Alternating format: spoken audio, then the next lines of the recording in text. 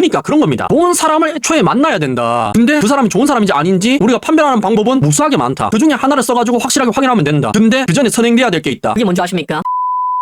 안녕하십니까, 불광입니다. 취업 생각 안 하는 아내. 이야, 심지어 대기업 다니는 남자가 외벌이 하고 있는 것도 아니고 공무원 남자가 저러고 있네요. 뭐 행시 출신인가 아니면 경력 채용인가. 아니면은 월급이 적어서 힘들 수밖에 없는 상황이지 않습니까? 일단 사연부터 한번 보시죠. 하소연할 곳 없어 여기다 하소연해. 22개월 아기 가진 아빠야. 살다 보니 애가 생겼고 애도 낳아 키우려니 내 월급으로만은 힘들더라. 바로 나오죠. 돈 때문에 힘들어하고 있잖아. 아니 공무원 월급으로는 외벌이가 힘들 수밖에 없지. 이건 지방사라도 마찬가지입니다. 아파트 대출금 갚고 생활비 쓰고 뭐 이게 많은 돈은 아니지 않습니까? 물론 버는 돈 족족 다 쓰면 모르겠습니다. 하지만 그러면 내 미래가 없잖아. 지금 숨통 트이기 위해서 적금을 안 한다면 미래가 너무 어둡잖아요. 그래서 한숨밖에 쉴 수 없잖아. 그리고 제가 매번 말씀드리는 거지만 지금 시대에서는 결혼을 해서 가족이라는 제도를 선택했다면 맞벌이를 하시면 굉장히 좋다니까. 왜 그렇다고 이야기했죠?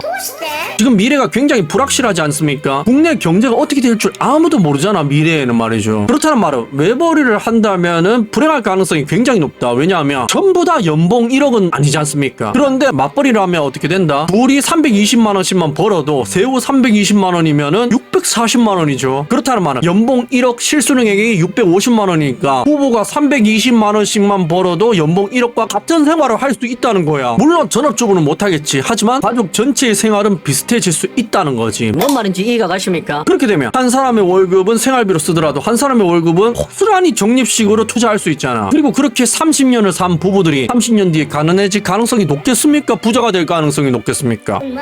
이건 매번 말씀드리죠. 복리 계산기를 두드려 봐라니까. 30년 동안 연 7%, 연 10%에 투자를 했는데 욕심 안 부리고 안정빵에 투자를 했는데 어떻게 가난해질 수가 있어요? 가난해지기가 더 힘들겠다. 물론 욕심을 내면 리스크가 커지기 때문에 불행해질 가능성도 올라가죠. 가난해질 가능성도 올라가고. 그건 나중에 한번 설명드리겠습니다. 그래서 맞벌이를 해야 된다고 제가 매번 말씀드리는 거지 않습니까? 아니면 이 글쓴이처럼 불행하게 살 수밖에 없다니까. 왜? 지금 시대에서는 외벌이를 산다는 거에 굉장히 힘드니까. 거의 대부분의 남자들의 월급이 300만 원대니까 말이죠. 그래서 와이프도 알바를 했었던 건데 나는 그게 아쉬워서 여러 직업이나 자격증을 따라고 지원해줬어. 근데 내가 몇 년째 이 문제로 스트레스 받고 화가 나서 계속해서 힘들지만 자격증 준비 좀 해라고 얘기를 했어. 이것 또한 굉장히 중요하죠. 아르바이트만 해도 상당히 괜찮습니다. 주 40시간 아르바이트를 하면은 돈 많이 벌잖아. 그리고 나이 든 여자들이 경력 없으면 그렇게밖에 할 수가 없고. 왜냐하면 직장을 구하는 건 힘드니까. 그리고 이 문제에 대해서 제가 매번 말씀드리는 거지만 이 채널은 국제결혼을 장려하는 채널이죠. 그렇다는 말은 국제결혼 하려고 하는 의지를 가진 남자들이 굉장히 많이 보는 채널이지 않습니까? 그렇다는 말은 외국인들을 만나려고 하는 남자들이 굉장히 많다는 말이죠. 여러분들께 이야기 드리는 겁니다. 내 와이프가 똑똑했으면 의지가 강한 여자였으면 좋겠다면 영어를 할 수 있는, 영어가 원어민이면 한국어를 할 수 있는 여자를 만나시나. 그런 여자들이 똑똑할 확률도 높고 학력이 높을 확률도 높고 삶에 대한 뭔가의 의지가 강할 확률도 높다고 매번 말씀드리지 않습니까? 이건 지극히 논리적인 이야기죠. 아니 태국만 생각해보셔도 이걸 아실 수가 있잖아. 그렇게 영어 공부를 많이 시키지만 영어로 대화 가능한 사람이 몇 명이나 됩니까? 10명 중에 1명도 안 되죠. 제가 유치원 수준의 영어밖에 못하는데 이것도 못하는 사람들이 거의 99%라니까. 그러니까 영어로 대화가 가능하다는 것 자체가 굉장히 능력자다. 국내 상황을 봤을 때 외국 상황도 똑같다는 거죠. 모국어 말고 다른 언어를 구사할 수 있다는 것 자체가 똑똑하다는 걸 증명한 거지 않습니까? 부지런하다는 것도 증명한 거고. 그러면 장점이 뭔지 아십니까? 굶어 죽을 걱정은 안 해도 된다는 거야. 지금 제 와이프도 직장이 월급이 적지만 걱정은 하지 않습니다. 왠 줄 아십니까? 경력 쌓으면 월급이 많아지는 직장이니까. 그리고 와이프가 국내에서 직장을 구한다면 언제든지 구할 수 있기 때문입니다. 왜냐하면 영어가 가능하기 때문에 영어 능력자를 격리로 뽑는 회사에 언제든지 취직이 가능하죠. 왜냐하면 그런 데는 외국인을 상대로 서류 처리를 해야 되기 때문에 영어 가능이 필수란 말이야. 그리고 외국인일수록 우선 채용이란 말이야. 뭔 말인지 아시지 않습니까? 그리고 애초에 그런 데가 취업하기 쉬운 게 유학파들은 있지 않습니까? 그런 데는 돈이 적어서 지원도 안 합니다. 하지만 와이프는 돈을 적게 주더라도 가능하다. 왜? 그 정도 돈만 벌면 되니까. 그리고 애초에 취업할 곳이 많아서 걱정을 안 할 뿐더러 지금 직업이 경력이 쌓이면은 어느 나라든지 원격으로 업무 보는 곳이면 취업이 됩니다. 그리고 애초에 영어만 할 줄 아는 게 아니라 프랑스어는 더 잘해요. 원어민 수준으로 한단 말이야. 그리고 모국어도 할 줄 알고. 그러니까 마음만 먹는다면 취업을 못하는 게 더 이상하죠. 그래서 걱정을 안 한다고.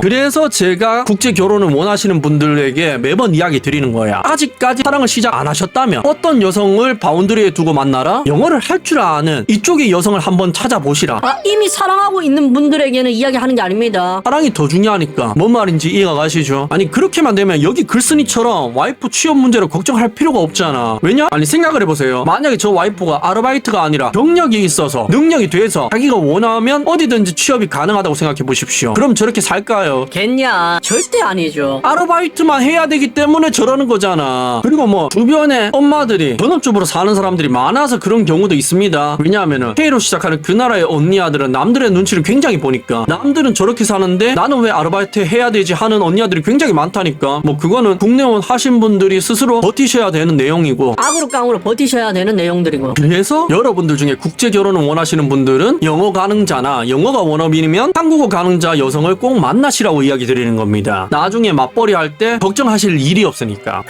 물론 내가 모든 가사 육아까지 다 포함해서 한다고 했지. 내가 평소에 매일 퇴근하고 애기 저녁 먹이고 씻기고 재우는데 육아하고 주말에 청소기 빨래 화장실 청소 집안일도 하지. 애기도 어린이집 다니니까 충분히 가능할 거라고 생각을 하는데 내가 너무 얘기를 많이 하니까 잔소리로 들리나 봐. 내 입장에서는 전혀 가정에 노력을 하지 않는다고 생각이 들었고 수차례 얘기해도 구체적으로 뭘 준비해야 하는지 모르겠어. 매번 이 문제로 싸웠고 내가 잔소리하면 그저 한숨 쉴 뿐이야. 관련 자격증은 어디서 시험 보는지 언제 할지도 얘기도 안 하고 그냥 말하면 한숨부터 쉬어. 심지어 와이프 부모님은 노후 준비도 안 되어 있고 전혀 무직이셔서 자식들 용돈 받아 생활해라는데 그러니까 봐봐. 와이프가 능력이 안 돼서 아르바이트 해야 될 생각만 하니까 어지러워서 맞벌이를 안 한다는 거잖아. 그리고 여태까지 노력이라는 걸 해본 적이 없는 사람이기 때문에 계속해서 저렇게 살고 있는 거지 않습니까? 이거 보면은 뭐가 떠오르죠? 제가 평소에 말씀드린 것 중에 뭐가 한 가지 떠오르잖아. 네, 맞습니다. 사람은 원래 안 변합니다, 여러분들. 결혼하고 나서 바뀐다. 겠냐고. 그런 사람들은 10%밖에 안 돼요. 그리고 그 사람들이 사회를 변화시키는 거고. 그럼 생각해 보셔야 되죠. 내 배우자 되는 사람이 평소에 이렇게 살았는데 결혼하고 나서 바뀔 확률이 몇 프로일까? 근데 그 확률이 10%다. 거기에 내 인생을 왜 겁니까? 아니면 애초에 외벌이 할 생각을 하고 결혼하든지. 안 그렇습니까, 여러분들? 그런데 그 확률을 높일 방법이 있다니까. 어떤 방법이라고 했죠? 애초에 배우자가 인생을 열심히 산 사람을 만나면 되는 거야. 그걸 확인하는 방법 중에 하나가 모국어를 제외한 외국어로 대화 가능할 정도로 공부한 사람이라고 하지 않았습니까? 그리고 그렇게 열심히 노력을 해본 사람들은 도전 자체를 두려워하지 않는다니까. 인생을 열심히 살 가능성이 높으니까 제가 그런 여자를 만나라고 이야기 드리는 거잖아. 이렇게 생각하는 게 논리적이죠, 여러분들. 내가 이런 것까지 이 정도로 해봤는데 이걸 못하겠어 하는 마음을 먹기가 그런 사람들이 쉽다니까. 여태까지 그렇게 살지 않았던 사람들은 그렇게 살기가 힘들고. 그러니까 우리는 맞벌이를 하고 싶다면 그 확률을 높이기 위해서 그런 이야기들을 하는 거지 않습니까? 뭔 말인지 이해가 가시죠? 그리고 여기 글쓴이 상황에서 와이프 집 부모님 이야기는 할 게 좀 많지만 그건 넘어가겠습니다. 왜냐하면 가정교육 이야기를 해야 되니까. 그건 또 자료가 모이면 한번 다룰게요. 여기서 이야기하면 너무 루즈해져. 내가 너무 혼자만 생각한다고 판단 들어서 집에서 나가라고 했어. 물론 내가 보이지 않는 육아의 고통은 알고 힘든 것도 알아. 결혼 전에도 학생이어서 취업을 빨리 준비하라고 하는 게 내가 그렇게 큰 잘못이야? 내가 뭐 크게 요구한 것도 없이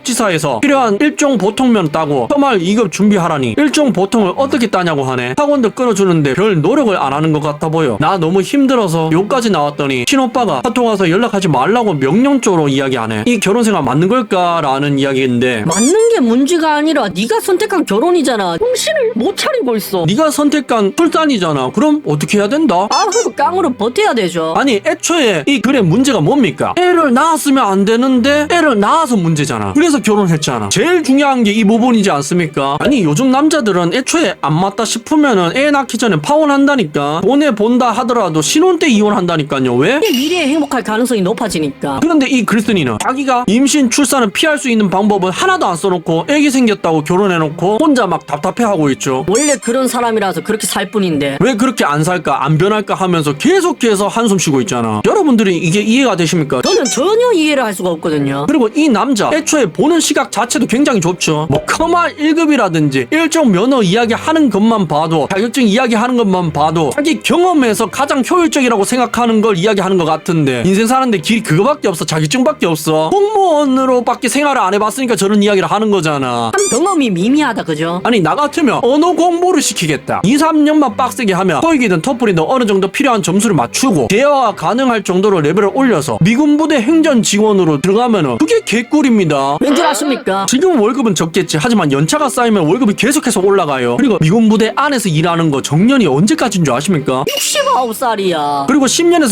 15년만 쌓여도 보통 월급이 300 후반에서 400 넘는단 말이야. 특정 직업들은 450, 500 가까이 되고 그런 반복도 있고 또 언어 공부를 하면 물론 제 기준입니다. 와이프가 외국인이기 때문에 외국 회사 들어가는 게 굉장히 쉽잖아. 한국어 되는데 영어 되는데 프랑스어 되는 외국인이다. 이게 취업이 힘들 수가 없죠. 그런데 글쓴이는 왜 힘들어하고 있다? 애초에 그런 노력 자체를 안 하는 사람을 만나놓고 노력하라고 하니까 서로가 힘든 거지. 이 여자는 원래 인생을 이렇게 살았었는데 남자가 갑자기 나를 임신시켜놓고 임신 안 하는 방법을 하나도 안 써놓고 그렇게 결혼해놓고 나보고 노력하라 하면은 그 여자도 황당할 거 아니야. 물론 노력 안 하는 저 언니야가 잘했다는 게 아닙니다. 남자가 잘했다는 것도 아니고 리카이 데키마스까? 그니까 그런 겁니다. 좋은 사람을 애초에 만나야 된다. 근데 그 사람이 좋은 사람인지 아닌지 우리가 판별하는 방법은 무수하게 많다. 그 중에 하나를 써가지고 확실하게 확인하면 된다. 근데 그 전에 선행돼야 될 게 있다. 그게 뭔지 아십니까? 우리가 노력을 해야 된다. 맞벌이를 하고 싶잖아요. 그럼 그럴 만한 의지가 있는 여자를 만나야 되겠지만 우리도 그런 의지를 가져야지 그런 여자를 구별할 수 있다니까. 우리가 그런 노력을 안 하는데 그런 여자를 구별할 안목이 생길까요? 겠냐고. 경험이 없는데 어떻게 안목이 생겨? 우리가 영어를 못하는데 어떻게 모국어를 제외한 영어를 할 수 있는 여자를 만날 수가 있습니까? 안 그렇습니까 여러분들? 꿈속에서 깨어날 시간입니다. 레드 선. 시청해주셔서 감사합니다.